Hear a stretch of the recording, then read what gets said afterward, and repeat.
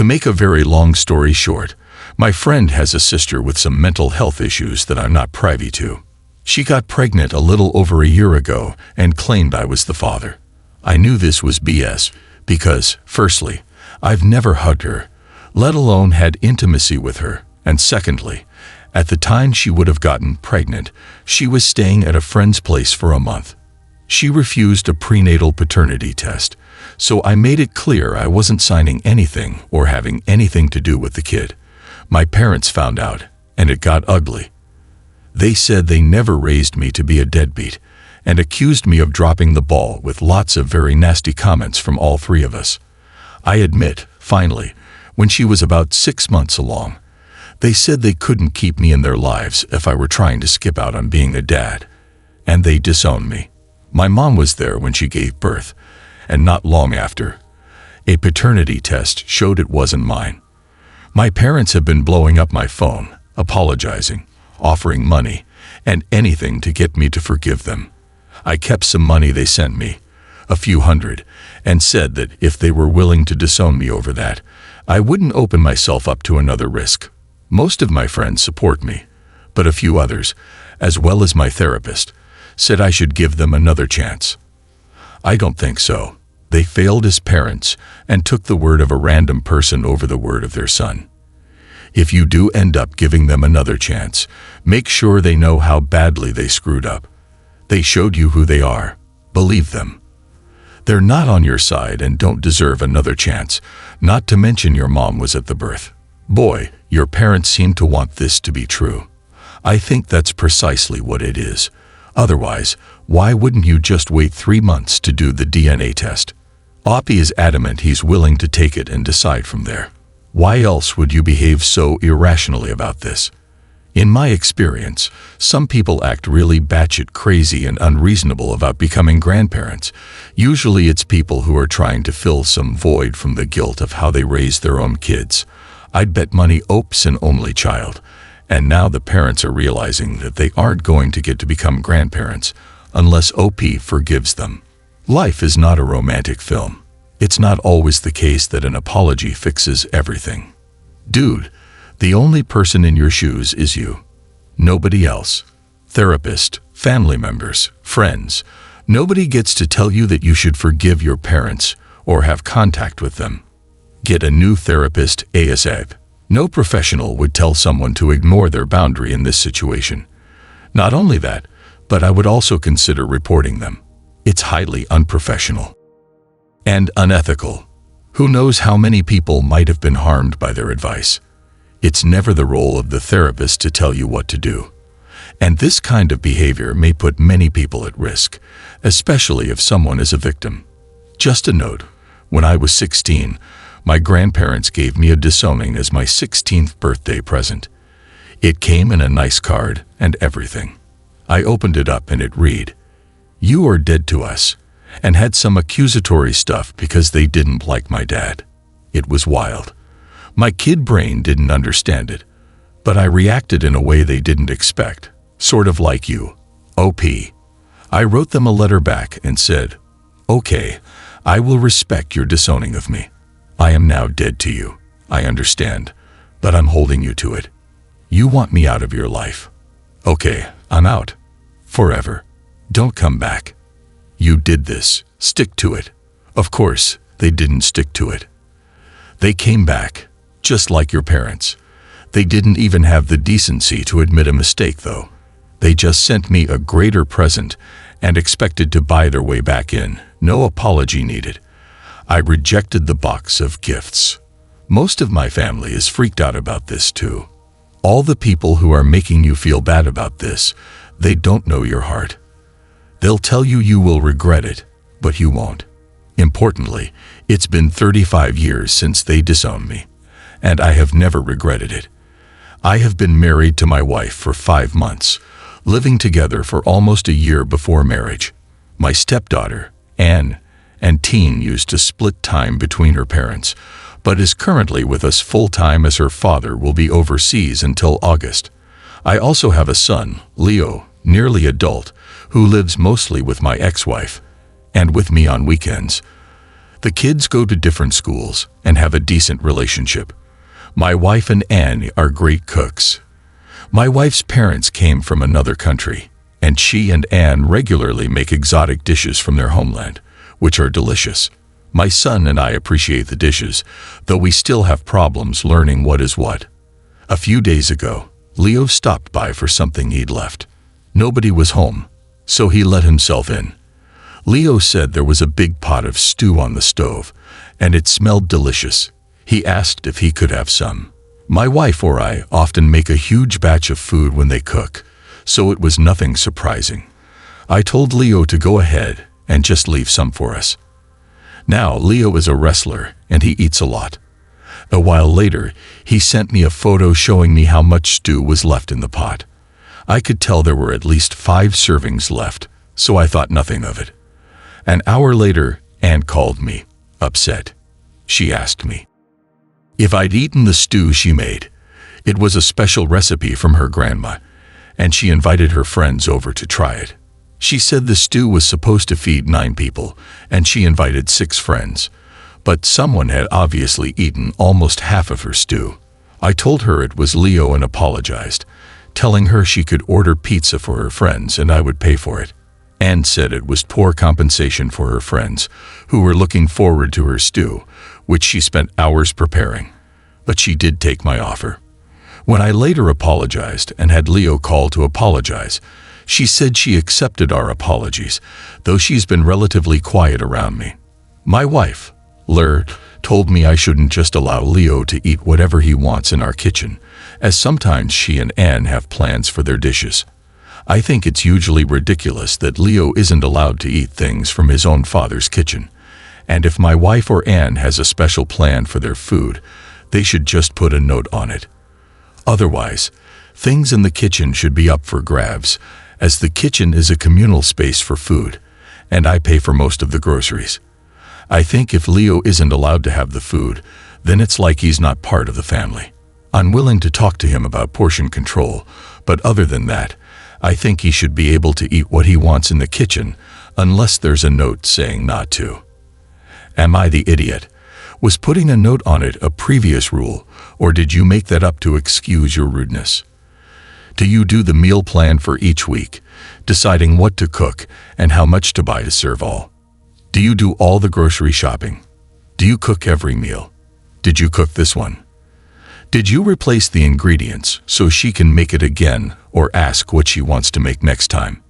He took half a pot of food that you thought was meant for 3 people staying there and turned out to be 9 portions worth. That's simply inconsiderate. You are the idiot, and you and your son have no manners. Prepared food that is still cooking is not up for grabs before the meal. Of course, since you rarely cook, you don't appreciate their effort. It's unbelievably rude just to declare a dish for everyone. I can't imagine cooking a dish for friends and a family member just assuming they can eat half. It's not how it works. I'm leaving the son out of it because he asked, which is the correct thing to do. You would assume your father would know whose food it is and not just assume. I think it's the dad who needs to cook more. Yeah, the dude knew his son had a wrestler's appetite. He could have ordered a large pizza for his son instead of ruining his stepdaughter's dinner party plans. This reeks of good old-fashioned male chauvinism, with a side of weaponized incompetence. I, a 38-year-old male, met my wife, 36, 10 years ago, when she was a widow with a toddler son. We got married 7 years ago and have a young daughter in grammar school together. I love my wife and daughter, but I don't feel the same way about my stepson, who is a tween. Don't get me wrong, I don't hate or mistreat him. I just don't see him as my son. I'm actively involved in his life. I pay for his school, take him to his activities, play with him, and help him when needed. But I don't feel that the connection between us is that of a father and son. He's more like a nephew than a son to me. My wife knows this, and she's unhappy about it. She says he already sees me as a father. What got to me was when she suggested that I legally adopt him and call him my son. She says I'm creating a difference between him and my daughter, which I consider untrue since I try to avoid favoritism. I suffered from this myself, My parents preferred my younger brother, and I won't make that mistake with him. I'm doing my best to be a good stepfather, but I can't force a feeling that doesn't exist. I don't want to legally adopt him because I don't want to take on a heavy responsibility that isn't mine. I don't want to call him my son because I don't want to lie to him or myself. Am I the idiot? You are the idiot. I suggest you talk to a therapist about why you can't feel a connection with the kid you raise. You've been in this kid's life and been his father for a decade, which at this point is the overall majority of it. Not acknowledging him as your son is a major rejection. If you can't figure out the roots of the issue, you're going to push him away as he gets older because he will feel that rejection. I think the root of this problem is only my genetically related children are my actual children. All others I tolerate. So if your wife were to pass away, would you still care for this boy who currently lives with you? No. What is heavy responsibility? He's living with you, and you're paying for things for him. Unless your wife is the one paying extra in bills for him. That doesn't make sense. You are showing favoritism, and I bet the poor boy knows you treat him differently than your biological child. I don't want to call them my son because I don't want to lie to him or myself. OP says, a few sentences after saying he avoids favoritism. This poor kid, my heart breaks for him, having such a terrible guy as the only father figure he's ever known. Look, you shouldn't adopt him if you're not feeling it. But also, don't be surprised if your wife divorces you over this. My husband and I have been married for 4 years, and we have a toddler son. I have 2 teen daughters from a previous relationship. He loves them and treats them like his own. The problem is that his family never accepted my daughters as family. But it has always been lucky until this Thanksgiving. My husband's brother was transferred to England for work and recently completed the renovation of his house in Mayfair. He was telling us about his life there, and the conversation turned to a mall called Harrods. He went on and on about how beautifully it was decorated for Christmas and how it was unlike anything he'd ever seen. All of the nieces and nephews and a few in-laws got excited, and eventually they'd wanted to go. He said they were welcome to stay at his new house, and the kids were begging their parents to go throughout Thanksgiving. Eventually, about a dozen kids got to go to England for a week during their break to stay with my brother-in-law. He offered to pay for the kids whose parents couldn't afford tickets for big families and offered to cover the cost of their stay. My daughters were not invited, which made me mad. I pulled my husband aside to remind him that we're married and part of this family too. He asked his brother if our girls could go, and his brother flat out told him that he was not going to take responsibility for 2 teen girls. I called out his BS and pointed to the fact that several of the kids who were going are teen girls. We argued until my husband begged me to drop it. Last night, he brought up looking for flights back to his parents for Christmas, which is when I told him we were not going because of the way they treated us during Thanksgiving. We discussed it until I told him I'd reconsider if his brother apologized, but I knew his brother wouldn't. He's one of those guys who thinks he's everyone's boss and is never wrong. I know I'm right to defend my daughters, but not seeing his family for Christmas is making my husband sad. Should I give in and allow us to go? I'm only referring to Harrods as Harrods from now on. Thanks, OP. However, why would you want to send your teen girls on a long trip to another country with an unrelated adult male who does not see them as family or his responsibility? How is that a safe or logical choice, to be crammed into a house with a bunch of people who see them as second-class citizens and no one to stand up for them? Why are you advocating for this? Even if they were invited from the beginning, you should have declined. You sound entitled. You joined the family 4 years ago. Your daughters have lived more than half their lives outside of this family. You are the idiot, OP. Yes, they're the family. They should be treated as family, but this trip is a big thing for your brother-in-law to do. It's not like he's offered to take them all out for ice cream, except your kids. If he's not comfortable, he's not comfortable. Start your own family tradition in your own home. Holidays do not have to include extended family. As your daughters are not biologically related, I get why he said no, but there could have been some compromise on another trip maybe.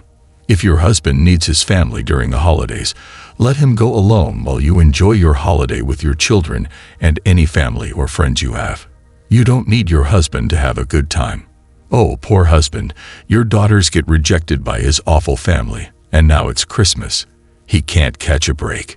Would your husband be happier with you? And the kids gone permanently. That's some BS, mainly from your husband, since he knows his brother. He and his whole family are the idiots. I hope you and your kids have a wonderful Christmas. You are not the idiot. My son has a young teen daughter, Clara, and a teen stepdaughter. My son isn't in a good financial situation, and while they do their best, they can only afford necessities. A few days ago, Clara visited us, and we talked. I asked her about school, and she told me that she's having a lot of problems because she needs a computer for some of her homework. She needs to visit the library, which is far away from their home, to do her homework. Also, kids are making fun of her for not having a phone. As a grandmother, I can't just watch my granddaughter struggle, so even though we aren't in a very good financial situation, we use some of our savings to buy a MacBook, phone, headphones, and a few school supplies for her. And she was obviously very happy when she received our gifts. However, this has caused problems because my daughter-in-law is mad that we didn't do the same for her daughter. We told her that instead of getting upset, she could ask her child's grandparents to buy things for her, and she called us idiots. My son informed her that daughter-in-law has been trying to get Clara to share, but they've refused. Not the idiot. Your son and his wife should not show favoritism. You have the right to contribute as you like. Clara needed it. Does the step-granddaughter want it just because Clara had it, or does she truly need it as well? Also, you say that step one has 2 sets of grandparents alive. Are they treating both children equally? Blended families are difficult to manage, but it's the parents who want to blend. You have to respect their decision, but in my opinion, you can choose how you spend your resources on them. You are the idiot, big time. How cruel you are, and hearing that your blood granddaughter won't share with her stepsister shows that she's learning from you. Neither one of you is the main character. You probably could have bought 2 less pretentious computers for the price of a MacBook. I say this as a person who has had both and finds the MacBook overpriced. As a grandmother, I would have gifted the computer to the parents, the phone to the granddaughter, and something else to the step-granddaughter. Their household is now a hostile environment, thanks to you.